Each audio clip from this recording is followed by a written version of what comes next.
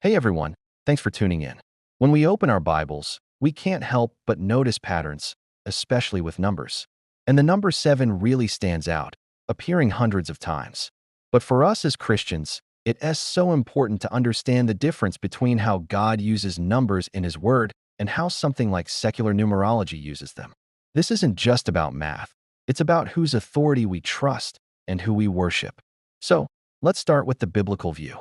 In our tradition, the number 7 is a beautiful symbol of God's perfection and completion. It goes all the way back to Genesis. God creates the world in 6 days and rests on the seventh. He wasn't tired. He was declaring that his work was finished, whole, and perfect. In fact, in Hebrew, the word for 7, Shiva, shares the same root as the word for oath. So, when God uses the number 7, whether it's the 7 lamps in the tabernacle or the 7 seals in Revelation, it's like he's signing his name to a promise.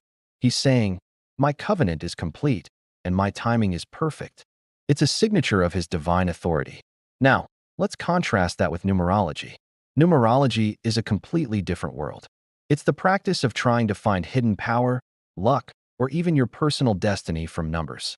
From a biblical standpoint, this is a form of divination, which is strictly forbidden in passages like Deuteronomy 18. Numerology suggests that if you can just crack some secret code, you can control your life without fully depending on God. It's almost like a modern form of Gnosticism, this idea that there's some secret knowledge only a few can have. But as believers, we know the gospel is plain, public, and for everyone. We don't need a life path number to find God's will. We need the Bible and a humble heart. Numerology tries to use numbers to control the future, while the Bible uses numbers to show that God is already in control of it. The ultimate expression of 7 and completion is found at the cross. When Jesus cried out, "It is finished," he fulfilled that divine pattern of completion that started all the way back in Eden. As a believer, you are complete in him.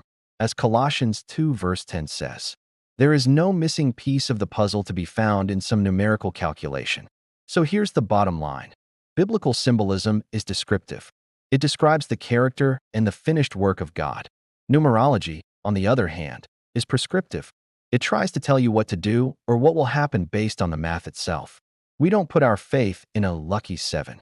We put our faith in the God who finished his creative work on the 7th day and finished our redemption on the cross. We study the pattern to know the designer, not to worship the design. Thanks so much for watching. If this was helpful, please give it a like and subscribe for more content like this. See you next time.